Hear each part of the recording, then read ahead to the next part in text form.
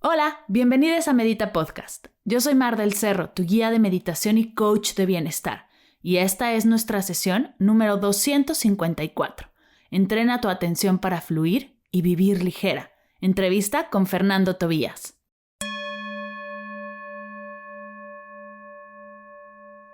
Hola meditadores, bienvenidos a Medita Podcast. Estoy muy contenta de que estés aquí. Pues el día de hoy voy a compartirte a uno de los maestros que tuve en la maestría, que confieso su clase fue una de mis favoritas. Pues como vas a escuchar en unos minutos, tiene un don increíble. Baja los conceptos intensos y densos a la cotidianidad de una manera maravillosa.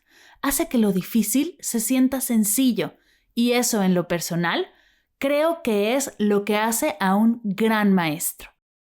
Pero antes de presentarte a Fernando Tobías, te cuento que están abiertas las inscripciones a Familia Mindful, el programa que he creado gracias a mi maestría, mi proyecto de titulación, con el cual ya más de 100 familias han logrado llevar el mindfulness a sus hogares, disfrutando de todos los beneficios que tiene la práctica en su día a día. Este es un programa para mamás y papás que quieren entender qué es el mindfulness y cómo aplicarlo a diario con sus hijos. Te enseñaré las prácticas base y cómo adaptarlas dependiendo de la edad, el estado emocional de tu peque y el tuyo, dependiendo del espacio en el que se encuentren y la situación que estén viviendo en ese momento, para que no dependas más de un audio o una app, que puedas desde el corazón y con la seguridad de que sabes cómo hacerlo y por qué funciona, apoyar el desarrollo integral de tus hijos y regalarles una herramienta de paz y calma que usarán toda la vida. Si quieres saber más acerca de Familia Mindful, ve a mardelcerro.com/familia. mardelcerro.com/familia.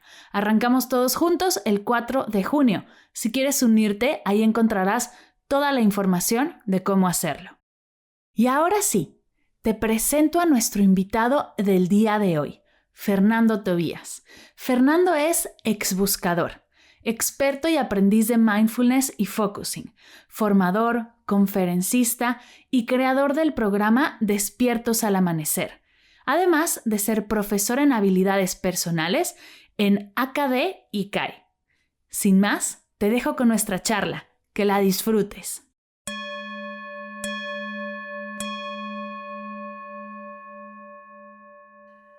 Queridísimo Fernando, bienvenido a Medita Podcast. ¡Qué honor que estés aquí! Un gustazo compartir contigo, Mar, de verdad, encantado. Me hace muy feliz tenerte aquí porque tu clase fue una de las que más me gustó y me inspiró en la maestría, tu forma en la cual compartes conocimiento tan profundo y de gente tan intensa, pero de una manera práctica, de una manera sencilla. Creo que es un talentazo y me encanta por eso que estés aquí, que podamos compartir. Pero antes de arrancar, cuéntanos, ¿de dónde viene tu interés por este tema? ¿Qué fue lo que pasó en tu día a día que de repente dijiste, tengo que dedicarme a esto? Pues mira, de pequeñito, te hablo con 11, 12 años, a mí me interesaba muchísimo lo de las técnicas de relajación. Un profesor en el colegio, en Logroño, en La Rioja, en mi tierra, nos dio alguna charlita, hicimos algún ejercicio, alguna visualización y me acuerdo que otro chico y yo nos quedamos un sábado por la mañana con él como profundizando. O sea que con 11, 12 años yo recuerdo que ya tenía interés. Luego, justo el año previo a la universidad, pues también hubo que hacer un trabajo para la asignatura de filosofía y yo lo hice sobre el cerebro, la capacidad de concentración, ver si realmente teníamos desarrollado todas nuestras capacidades, etcétera. Y significa que seguía eso presente en mí. Y luego ya en primero de carrera, que yo fue lo que detonó ya mi motivación, por una necesidad imperiosa de aprender a calmar la mente, tenía mi mente a 200 por hora, no podía concentrarme en el mundo del derecho, cuando salía también por ahí a pasármelo bien, no me podía concentrar en divertirme ni en jugar al fútbol, cosa que me encantaba, y eso ya me hizo pensar que la cosa era grave. Entonces ahí ya, con 18, 19 años, me interesé de manera urgente en esto de la meditación y cómo funciona la mente y cómo funciona la atención y por qué no puedo parar de pensar.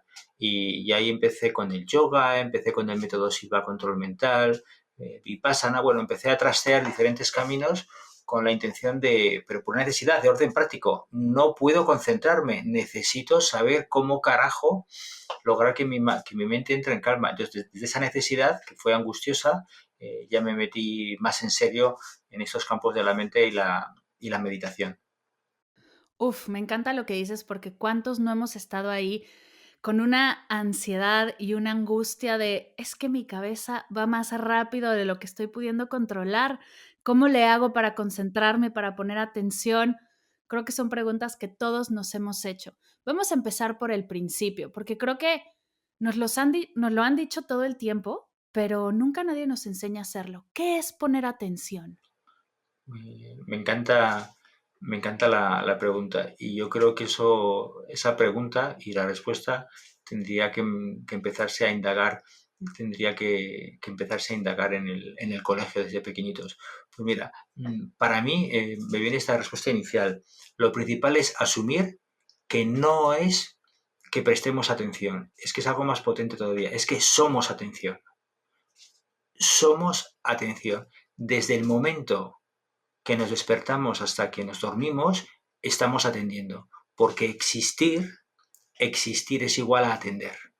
Existir es igual a atender. Yo creo que este axioma es importante tenerlo en la mente para empezar.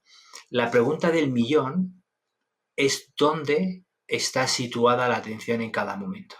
Pero somos atención, incluso cuando hablamos de niños dispersos o niños distraídos, yo les suelo decir a los profesores a las mamás y a los papás, les suelo decir, no volváis, les digo, os prohíbo, en plan un poco broma, os prohíbo que jamás volváis a decir de un niño que es distraído. Está atento a otra cosa. La pregunta del millón es dónde tiene la atención y si es capaz de regularla. Entonces, ¿qué es prestar atención? Es tener la capacidad de poder elegir dónde situar tu atención en cada momento. Pero somos atención, estamos siempre atendiendo, aunque estemos en los mundos, en el metaverso, o estemos fabricando la máquina del tiempo del siglo XXIII, pero estaremos atendiendo. ¿Sí me explico? Me encanta, me encanta.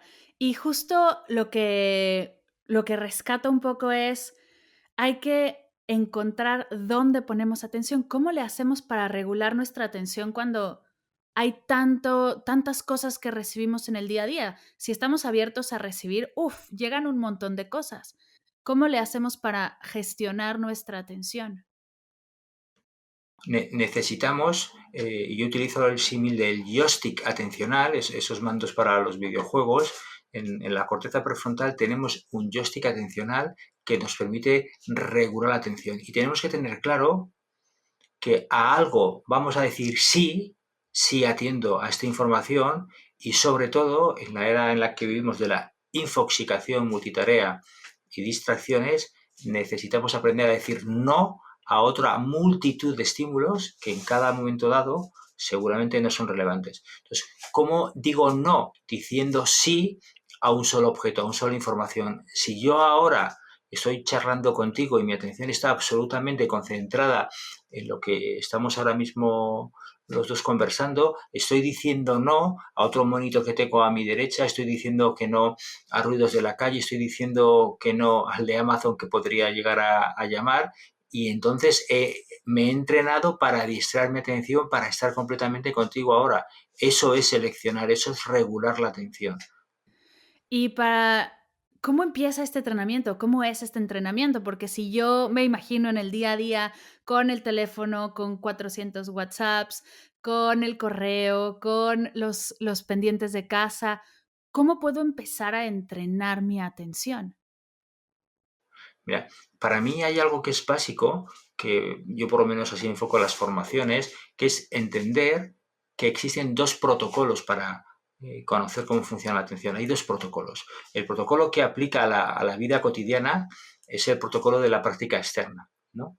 Que tiene un requisito, que al menos un sentido físico esté activado, ¿vale? Parece complicado, pero luego es muy sencillo. Si yo estoy comiendo, si yo voy a comer, si yo voy a estudiar, si yo voy a ducharme, tengo que preguntarme cuál es mi objeto relevante en cada momento dado. O sea, si voy a comer, pues mi objeto relevante será a lo mejor la tostada que tengo ahora de tomate con jamón. Si me voy a duchar, mi objeto relevante será mi propio cuerpo y el contacto del agua calentita y el gel sobre mi piel. Una vez que he tomado la decisión de cuál quiero que sea en este instante mi objeto relevante, mi información relevante, yo tengo que poder volcar la atención hasta donde está ese objeto, hasta donde está esa información, ¿no? Si quiero escuchar, imagínate, estás por la noche en la cama y oyes pisadas de un vecino o de alguien que puede entrar en tu casa. ¿Qué haces con los ojos cerrados en la cama? Lo que haces es situar la atención en el objeto, sitúas la atención en donde están emergiendo las pisadas. Así uno aprende a atender. Uno tiene que elegir cuál va a ser mi objeto relevante y tiene después que situar allí la atención en ese objeto de manera estable. Aquí está el reto, de manera continua. Aquí está el reto, de manera ininterrumpida. Eso se forja. Esa habilidad se forja con el entrenamiento, pero hay que tener claro el protocolo. Hay que lanzar la atención hasta donde esté la información relevante. Para mí ahora tú eres mi información relevante. Entonces mi atención no está en mí. No estoy pensando en si estaré gustando, si estoy diciendo algo inteligente, si me quedaré en blanco. ¿Qué pensarán toda la gente que sigue el podcast de Mar? No estoy pensando en eso.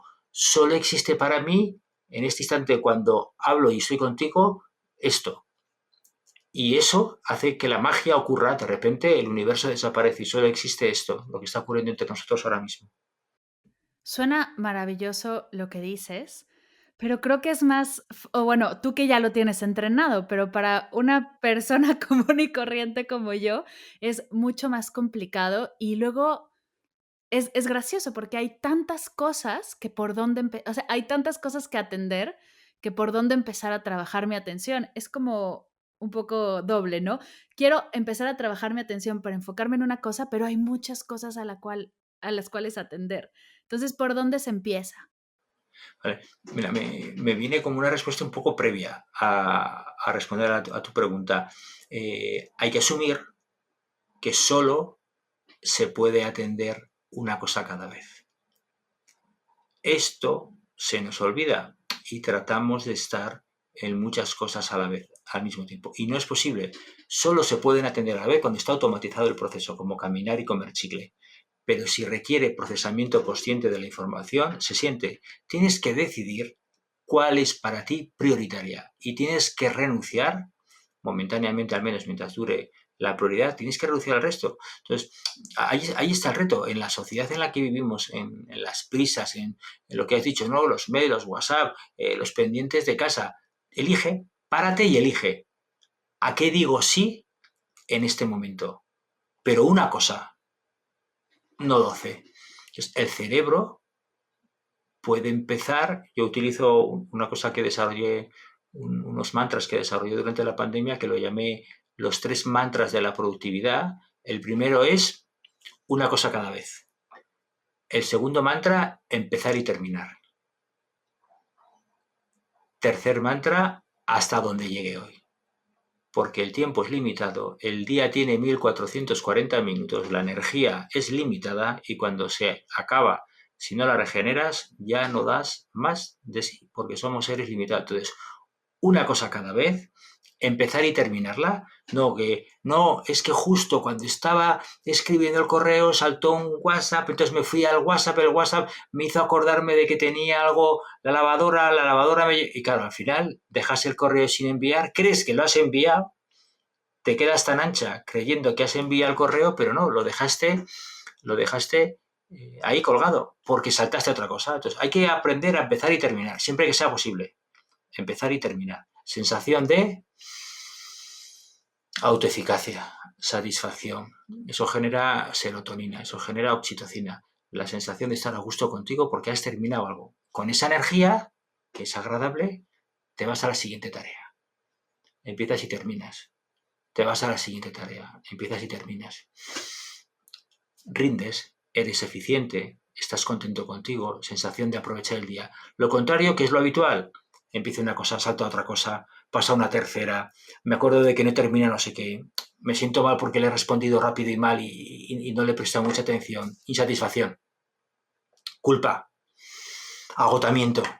Claro, tenemos que elegir cómo quiero vivir yo el día y se puede. Sé que no es fácil porque todo está montado para ir aceleradamente, pero ahí está nuestra libertad y nuestra responsabilidad. Bajar de revoluciones, bajar de velocidad, parar cuando sea necesario. Y si no, pues claro, es como si nos quejamos, no, es que tenía mucha prisa por llegar de Madrid a Barcelona en coche y por eso iba a 200 por hora. Digo, bueno, tú mismo, pero a 200 por hora en la curva te saliste y te mataste, eres idiota. Porque hay unas leyes físicas que no te puedes saltar. Es que nuestro cerebro tiene unas leyes físicas que si te las saltas pagas las consecuencias. Entonces, no nos podemos ir a Victimilandia a quejarnos de que la vida está montada así. Mucha gente se va a Victimilandia a vivir. No, tú te has despertado ahí. Hoy se te ha regalado un día, 1440 minutos. Tienes energía, 7 rayitas del móvil. ¿Qué vas a hacer con ella? Es tu decisión. ¿Cómo la quieres emplear? Es tu decisión. Actualmente, ¿qué estás haciendo tú todos los días para entrenar tu atención? Pues mira, yo la verdad es que soy muy friki de lo mío. Yo me levanto a las 4 de la mañana. Entre 4 y 4 y media me levanto. Y lo que hago es leer, meditar, rezar y me preparo para cuando a las 6:30 se conecta, creo que te he comentado, el proyecto de la tribu Despiertos al Amanecer. A través de Zoom nos reunimos muchas personas de diferentes partes de España para meditar juntos.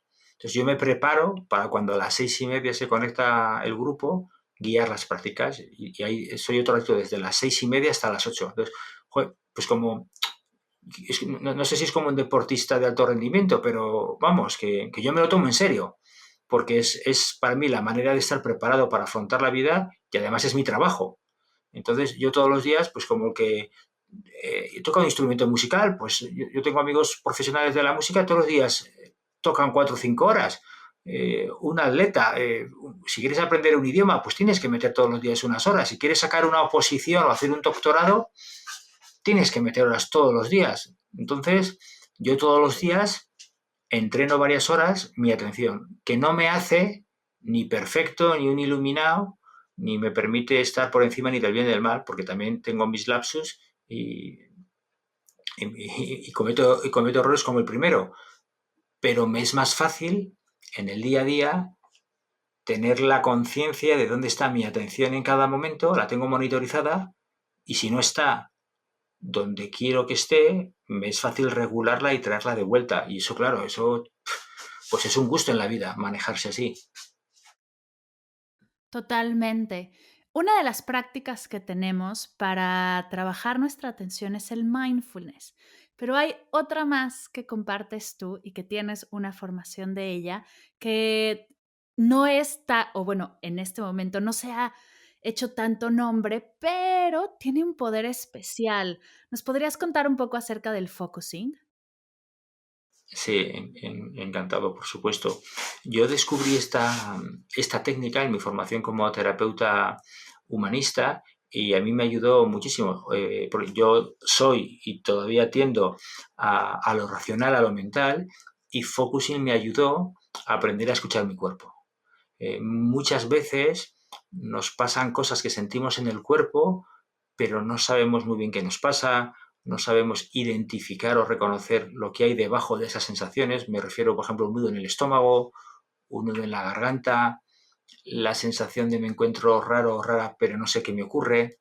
Entonces, focusing te proporciona, es una técnica relativamente sencilla que desarrolló Eugene Gelding a través de una serie de pasos, que son 6. Uno puede aprender a conectar con el cuerpo, sentir lo que siente, algo así como abrir la sensación para que emerja el significado que hay oculto. Cuando el significado emerge y no aparece desde la cabeza, no es una racionalización, sino cuando aparece desde el cuerpo, se experimenta un cambio en el cuerpo. Cuando tú encuentras el meollo de lo que está en el nudo en el estómago y eres capaz de darle a ese nudo en el estómago lo que necesita, muchas veces el nudo se afloja, se libera y tú sientes un cambio real.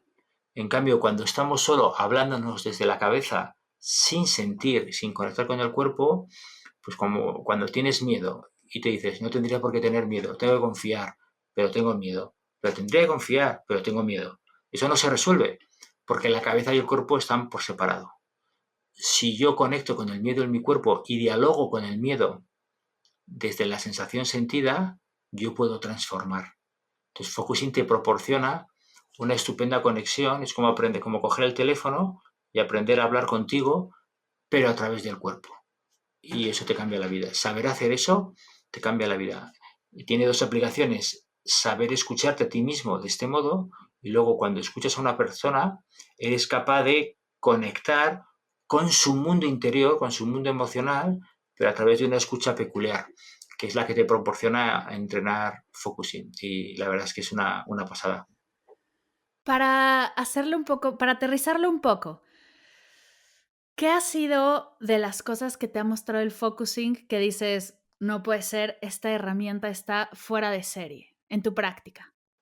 Sí, pues mira, en mi vida, épocas que he tenido angustia, que he estado o por motivos profesionales o por motivos personales, he sentido la angustia, sobre todo como hay como alguna garra que te encoge el estómago y te tiene ahí como atrapado.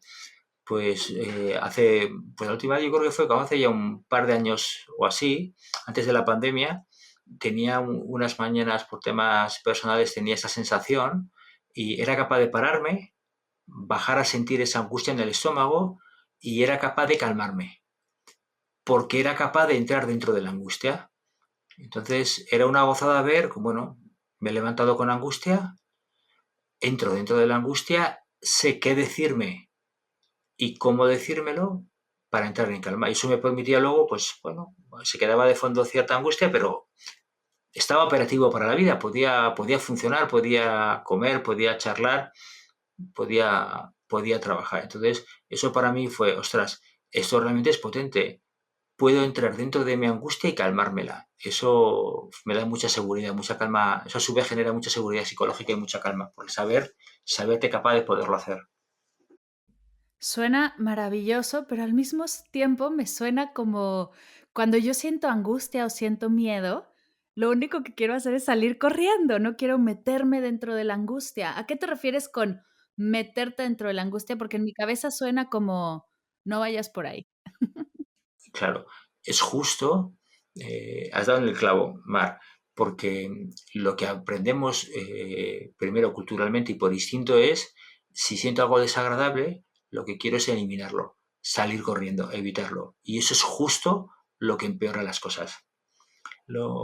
Se suele poner este ejemplo, si tú te caes en arenas movedizas, lo que te sale instintivamente es rápidamente bracear, moverte para tratar de llegar a la orilla. Pero todos sabemos que si haces eso, ¿qué ocurre más?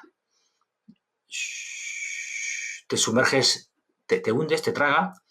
Lo que hay que hacer, que yo nunca he estado metido en arenas movedizas, pero lo que dice la teoría es que uno tiene que intentar poner el cuerpo en horizontal, plano a la superficie de las arenas y con movimientos muy lentos con las manos, moverte despacio hacia la orilla, ¿de acuerdo? Si te agitas y te mueves rápido, te hundes. Entonces, se podría servir la metáfora, ¿no?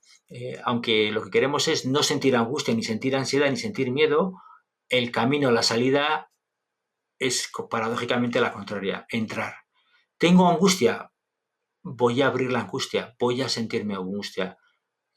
Ya que está aquí, es como si fuera, si utilizamos mucho la metáfora de la casa de los huéspedes de Rumi, el sabio y místico sufí, decía que nosotros somos una casa de huéspedes y cada día nos visita un huésped distinto, ¿no? Si hoy o esta semana o este mes te acompaña el huésped de la angustia, aunque le quieras cerrar la puerta para que no entre, no va a desaparecer.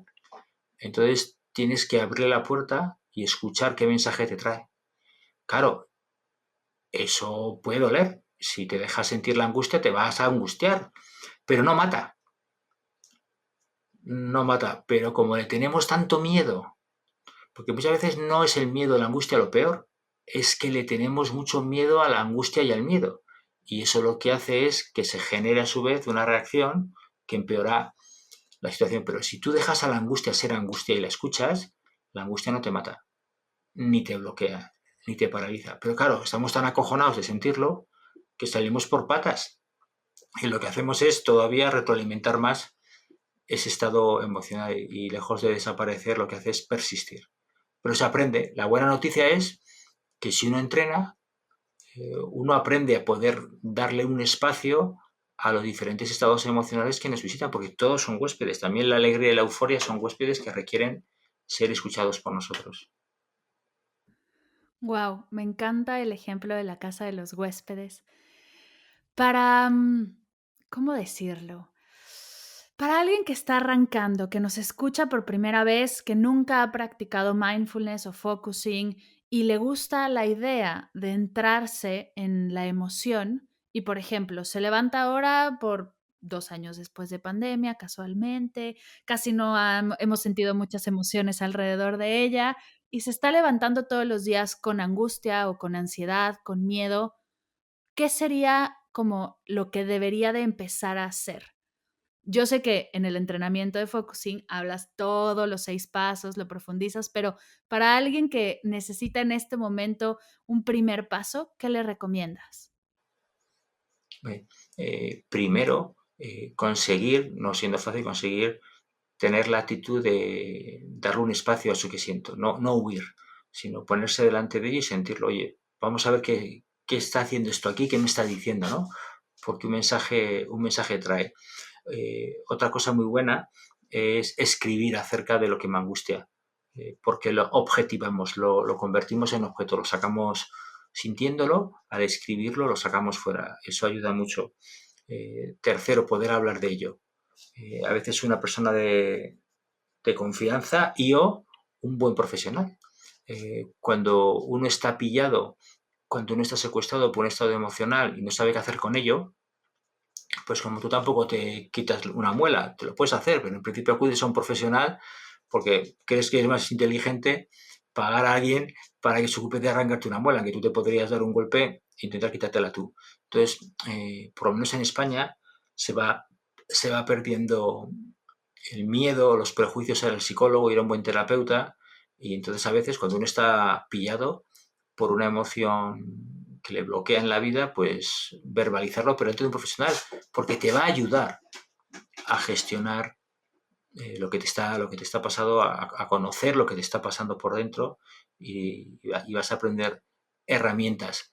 Pero la verdad que al principio, cuando nos pasan estas cosas, pues nos solemos asustar, porque nadie nos ha explicado. Si en los coles enseñaran focusing, si en los coles enseñaran mindfulness, si en los coles enseñaran regulación emocional, pues luego no nos asustaríamos tanto y tendríamos recursos, herramientas de los que echar mano para gestionar.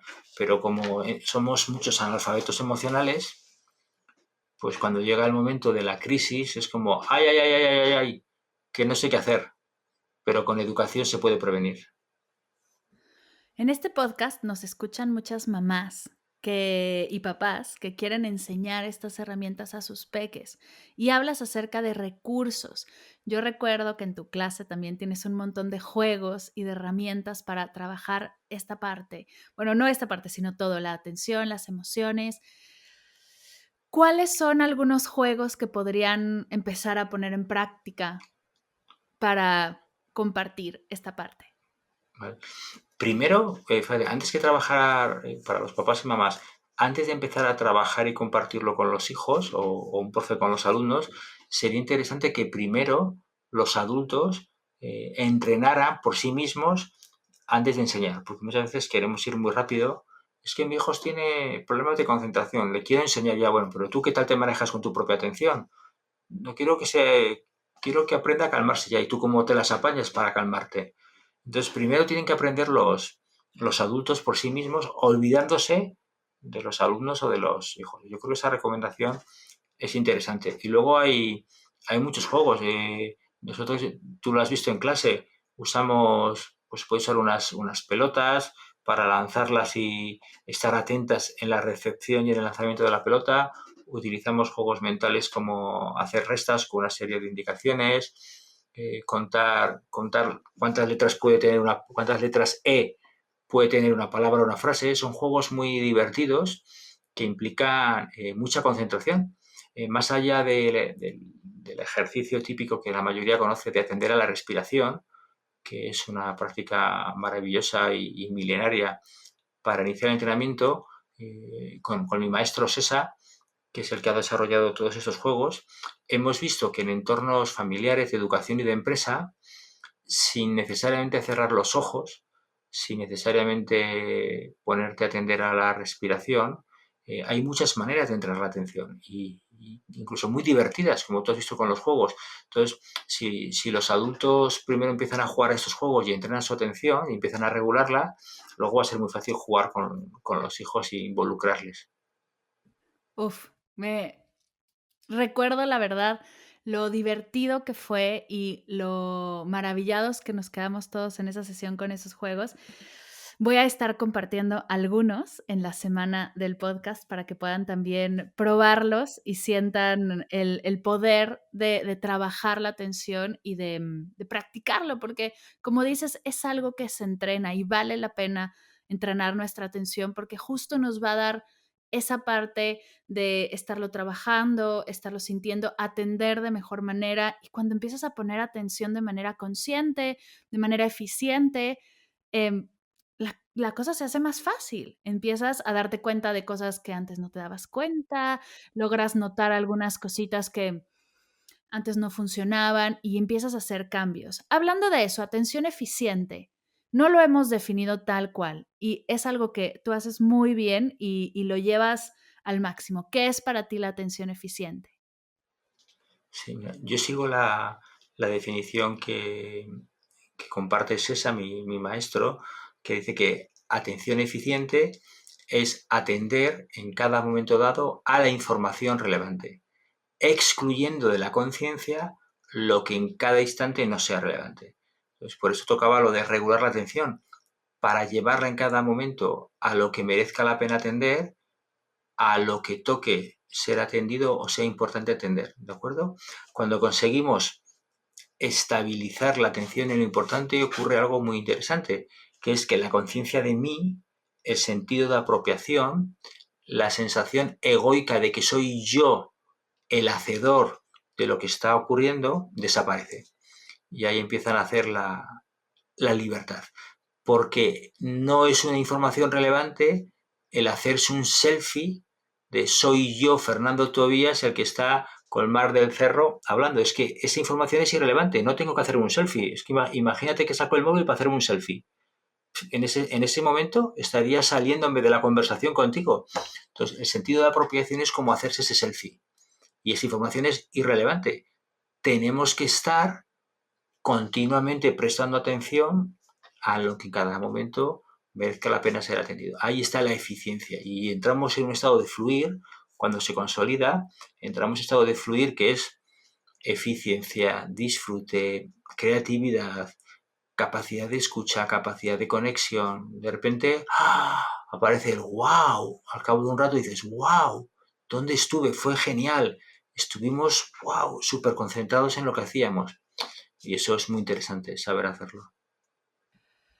En este tema de atención eficiente y estar presentes en lo que estamos haciendo, ¿dónde entra el recordar o el planear? Porque a veces parece que el mindfulness o las prácticas de atención se pelean con la planeación o se pelean con el recordar. Claro. Mi maestro usa un concepto que parece un poco complejo, pero no lo es tanto, que dice que tenemos que aprender a atender al presente cognitivo que no siempre coincide con el presente termodinámico. Toma frase para el podcast. Vale, ahora lo explico. Si yo ahora te pregunto, Mar, ¿cuál fue el primer podcast que hiciste? Tú para responderme tienes que irte a la memoria, tienes que irte al recuerdo. Pero resulta que en el presente hay un tío que te lo está preguntando. Luego, esa información en este instante es relevante. Tu primer podcast ya murió, esa información es del pasado, no pertenece a este presente termodinámico, Pero como yo te lo estoy preguntando ahora, lo llamaríamos presente cognitivo, porque en tu cabeza, en tu cognición existe esa información y se te está pidiendo en este presente. Tú tienes que poder ir a aquel entonces, traer la información y verbalizarla en este presente. Una vez que terminemos de hablar de ello y te hago otra pregunta, tú tienes que poder soltar el recuerdo de tu primer podcast. Porque si resulta, me invento, que fue una amiga maravillosa con la que tuviste una relación de amistad preciosa, pero que ahora has perdido la relación y de repente te enganchas a aquellos recuerdos, ahora la misma información del pasado ya no es relevante, porque la entrevista continúa y tú te hubieras quedado enganchada a algo que ya murió y que no se precisa recordar. Hace unos segundos sí, pero ahora no. ¿Se entiende?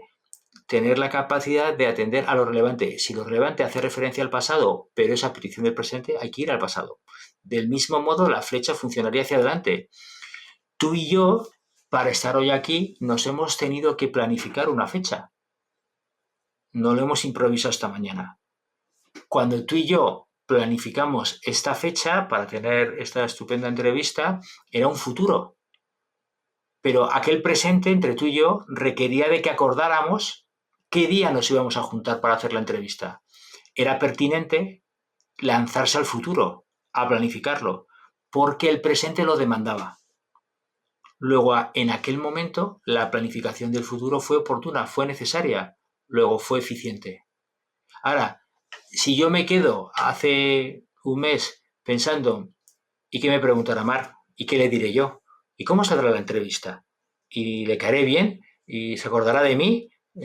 Si yo me lío con esos pensamientos que no corresponden al presente porque el presente no me lo está pidiendo, solo me pedía acordar esta fecha para esta entrevista, me estaré yendo del presente. Pero mientras permanezca en lo que el presente me requiera, sea del pasado, del aquí y el ahora o del futuro, seguirá siendo atención eficiente. ¿Me explico? Sí, sí, perfectamente. Y aquí me sale siempre una duda. ¿Podemos estar en atención eficiente todo el tiempo? ¿O hay momentos en los que, ay, puedes soltar un poquito y esparcirte por todos lados? Yo, yo creo que no hay que hacer de esto jamás una obligación ni una exigencia, porque entonces lo pervertimos, ¿vale? Que mi maestro Sesa y otros seres humanos me creo que estarán el 99,9% en atención eficiente, seguramente sí. Mi caso, ni de broma, ni de broma, te lo digo ya. Pero para mí lo importante es, si yo elijo en un momento irme a la divagación, genial, pero que usted sepa que se fue a la divagación, sepa dónde está y sepa regresar, o sea, deje como pulgarcito, deje migas para señalar el camino de vuelta para cuando le haga falta salir de la divagación sea capaz de volver. Y que yo no lo elijo, pero de repente me dicen que a mi hija le ha pasado no sé qué, que está en el hospital, de repente entro en angustia, de repente me quedo atrapado por unos pensamientos de, Dios mío, y si le pasa no sé qué. Bueno, eso le puede pasar a cualquiera, ya no lo eliges, es que eso te secuestró. ¿Nos puede pasar a cualquiera? Sí. ¿Eso es atención eficiente? No, pero no pasa nada porque somos humanos. No se trata de ganar las Olimpiadas de la atención eficiente. Yo no busco el Nobel de la eficiencia atencional. Solo sé que cuanto más entreno, tengo más recursos para gestionar mi atención. Fallo, claro, pues como falla Rafa Nadal, ¿no? Rafa Nadal entrena muchas horas y también falla bolas claras en la red, pero no pasa nada. Asumes el error y sigues para adelante. Pero cuanto más entrenes, más fácil será que la bola entre dentro de la pista y no fuera. Increíble. Fernando, ¿hay algo en lo que platicas desde que arrancamos esta sesión, en la conversación, que es muy claro, es muy como es? O sea, no hay drama alrededor, no es muy ligera la conversación. No sé, y igual y lo estás sintiendo tú también, que es porque estás tan en tus emociones y las escuchas cuando debes de escucharlas, que no las arrastras. O sea, estás ahí y dices, y es lo que hay, y es que es eso, y no hay más, y será que al no escucharnos, al no atendernos, al no estar presente con las emociones y en lo que sucede, lo arrastramos y es por eso que se nos hace todo tan complicado cuando en el día a día podría ser más fresco y más ligero? sin duda, Mar. Yo creo que has utilizado una palabra muy interesante, ¿no? Como las arrastramos, ¿no? Como no estamos conectados, como no nos escuchamos, vamos como arrastrando, ¿no? Y es como que vamos llenando nuestra mochila de piedra y al final lo que hacemos es desconectarnos de nosotros mismos, pero no desaparece. Estás desconectado, pero eso no desaparece. Sigue en la mochila pesando. Todo se hace muy cuesta arriba, todo se hace muy complejo. Estoy yendo y viniendo con mi atención. Pero si tú estás en contacto contigo, si estás escuchándote y escuchando lo que pasa afuera, la sensación es de estar alineado, me gusta mucho esa expresión, la sensación es de estar alineado contigo y con lo que sucede. Es como que has cogido la carretera y aunque haya curvas, aunque haya desniveles, aunque subas un puerto de montaña, pero como que el coche va por la trazada y aunque en algún momentito te puedas salir un poco, rápidamente cuando oyes la banda blanca que suena cuando te despistas un poco de la carretera, vuelves otra vez al centro del carril, vuelves a tu carril. Entonces, todo es mucho más sencillo. Y a veces la vida te pide que bajes a 10 por hora y a veces te vienen rectas largas que puedes ir pues, a 120 o 130. Pero la sensación es de fluidez. Esa sensación de fluidez la podríamos tener en la vida, la podríamos tener, aunque nos vengan cosas desagradables, difíciles o crisis personales. Podríamos solventarlas, pero como estamos sin conectar con nosotros, sin conectar con lo que pasa afuera, como estamos habitualmente, como dice Sesa, en la cárcel de los pensamientos, habitualmente vivimos aquí alojados en la cárcel de los pensamientos, que es nuestra prisión, todo se puede hacer, bueno, pues hasta el punto de que hay gente que tiene miedo finalmente a salir de casa a comprar el pan y experimenta ansiedad y eso acaba generando una fuente de sufrimiento brutal, cuando en principio el organismo está diseñado para bajar a comprar el pan y no generar ningún tipo de conflicto al respecto. ¿Será que en la atención plena, en la atención eficiente, en el focusing, estamos encontrando una libertad emocional, una libertad general en la que podemos vivir más ligeros? Para mí son dos palabras muy potentes, libertad y ligereza. Yo creo que nos hemos complicado mucho la vida y pagamos las consecuencias. Entonces, todo lo que sea simplificar, todo lo que sea aligerar, todo lo que sea centrarse en lo importante, en priorizar, nos va a dar una sensación de liviandad, de ir más sueltos y sentirte más libres. Pero también eso implica trabajo con el ego, trabajo con el ego, conocer tu ego, aprender a ver sus trampas, aprender a no dejarte secuestrar por las trampas del ego a cada instante. Y uno con el proceso va ganando en sencillez, en humildad, en estar más en la tierra. Uno va ganando en silencio mental, en silencio del ego, y la vida se hace más sencilla. Uno se puede sentir más libre, uno va con la mochila pues solo con lo necesario, no va cargando kilos extra y las sensaciones de estar alineado y de fluir con lo que es. Y claro, eso proporciona paz, proporciona serenidad, proporciona compasión, proporciona compromiso, proporciona amabilidad, pero no porque te esfuerces en sacar eso de ti, es que emana.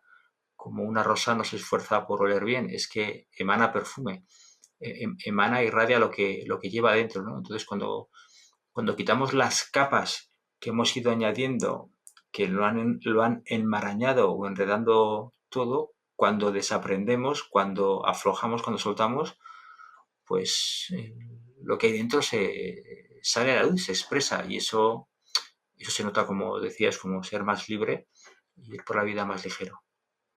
Qué poderoso. Gracias, gracias, gracias por compartir, porque creo que muchos, después de lo que hemos vivido y estamos viviendo, nos sentimos pesados, nos sentimos cansados y recordarnos que hay ligereza, que hay una un estado en el que podemos estar más alineados con nosotros mismos y se trata de regresar al presente, de conectar con quienes somos aquí y ahora, soltar pasado, soltar futuro y vivir realmente presente para conectar con esa ligereza, me encanta. Antes de cerrar, mi querido Fernando, algo que quieras compartir que se haya quedado en tu corazón, en tu mente, que digas, es que si no digo esto, no cerramos bien el podcast. Pues mira, antes me vino, cuando estábamos hablando de los papás y de las mamás que tú me preguntabas, me vino una práctica que puede ser interesante, tú la conoces y puede ser interesante para las personas que nos están ahora mismo escuchando, que sabes que lo llamamos contemplaseo, el paseo contemplativo, y yo creo que es una práctica muy sencilla que se puede hacer en cualquier momento y que tiene enormes beneficios, ¿no? Entonces, animar a las personas cuando salgan a dar un paseo, cuando salgan a comprar alimentos al mercado, a un súper, a una tienda o a la farmacia, que vayan observando el mundo. Aunque creas que ya conoces tu barrio, que has pasado mil veces por el mismo sitio, que conoces el desplazamiento de ir a por tu hija al colegio, tómate el tiempo y el espacio de mirar, escuchar, oler, estar con los sentidos desplegados. Cuando la atención se vuelca de verdad fuera en la contemplación de lo que hay, y no tiene que ser, un amanecer increíble en el Himalaya, cuando uno está contemplando lo que hay y la atención está proyectada fuera, a la atención al salir de la mente rumiante se genera un estado de paz y de calma interior. Pero la atención tiene que estar afuera. Entonces, pasear contemplativamente, aunque solo sean 10 minutos, es una actividad que fácilmente la puedes meter al menos una vez al día, aprovechando cualquier desplazamiento y genera mucha paz interior, genera descanso. Lo normal habitualmente es ir caminando o vas con el celular o vas pensando o vas mirando al suelo o estás en una fantasía. Fíjate que hay gente que va por la calle y va hablando como sola porque está metida en su fantasía y no se da ni cuenta ni por dónde van. Entonces, el contemplación es lo contrario, es conciencia y disfrutar de lo que se percibe a través de los sentidos físicos. Entonces, yo animo a todos los que nos están escuchando que prueben unos días a hacer 10 minutos de contemplación en medio de la ciudad donde vivas. Y si además tienes la ocasión de poderlo hacer en la naturaleza, en un parque, rodeado de árboles, pues, un río, montañas, si tienes la ocasión de hacerlo en la naturaleza, todavía el impacto es mayor. Así que, mira, me gustaría cerrar con esa recomendación. Practiquemos el contemplación. Uf, fascinante. Creo que es una de las prácticas que yo sigo haciendo desde hace 2 años que tomé clase contigo y realmente lo disfruto porque sé que en ese paseo no va a haber pendientes del trabajo, no va a haber que si en la casa tengo que hacer o no hacer, no hay nadie más que mi mente, mis emociones, yo ahí presente, escuchándome, conociéndome y se los recomendamos porque es maravilloso. Y entonces ahora sí, para cerrar, las preguntas finales de Medita Podcast. La primera, ¿qué libro estás leyendo que nos puedas compartir? Ahora estoy leyendo Compromiso de Enrique Martínez Lozano, un librito muy sencillo de 100 páginas nada más que me está encantando. Compromiso de Enrique Martínez Lozano. La segunda, ¿qué es para ti meditar? Estar atento y presente. ¿Cuál es tu práctica favorita? El contemplación. 3 cosas que te ha dejado la meditación. Bueno, reconocer mis limitaciones, hacerme más humilde y aprender a caminar más consciente por la vida. Hermoso. Y ahora sí, lo último, ¿dónde te encuentran? ¿Dónde se unen a tu programa de Despertar al Amanecer? ¿Dónde se unen a tus prácticas de focusing? A los que quieren más de ti, ¿a dónde van? Pues mira, solo 2 web.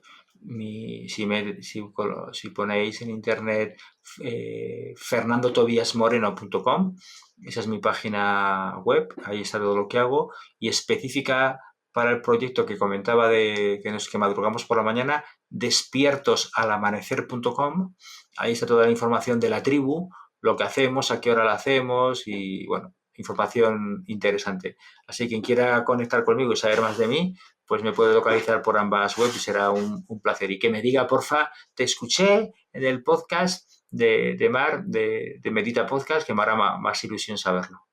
Sí, sería increíble.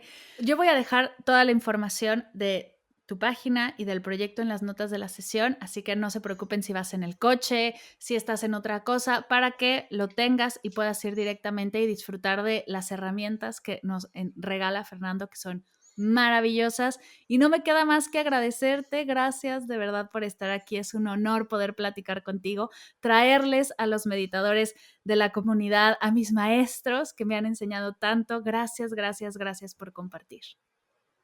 Nada, gracias de corazón y darte la enhorabuena por este programa, este podcast, y luego que seguro que estás ayudando a muchos seres humanos con tu alegría, tu sonrisa y tu corazón muy grande, Mar. Así que ha sido un gustazo estar contigo esta tarde. Gracias.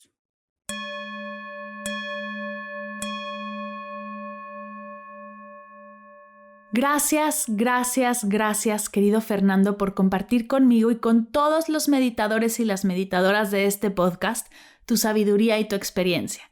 Es un verdadero honor tenerte en Medita Podcast.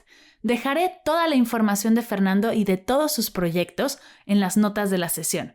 Así podrás explorar su trabajo y todo su contenido. Y antes de cerrar, recuerda que están abiertas las inscripciones a Familia Mindful. Si quieres ser parte de este curso, ve a mardelcerro.com/familia, mardelcerro.com/familia, donde encontrarás toda la información. Gracias por escuchar esta sesión y dejarme llegar a tus oídos con un episodio nuevo de Medita Podcast. Gracias por cada vez que lo compartes, que lo recomiendas, que le das likes a nuestros posts, que te inscribes a las clases, los cursos, los talleres. Este proyecto no sería nada sin tu escucha y tu participación. Muchas gracias siempre. Gracias por escuchar Medita Podcast para cursos de meditación en línea, descargar tu diario de gratitud completamente gratis, escuchar esta y todas las sesiones de Medita Podcast y saber todo acerca del proyecto, te invito a visitar mardelcerro.com.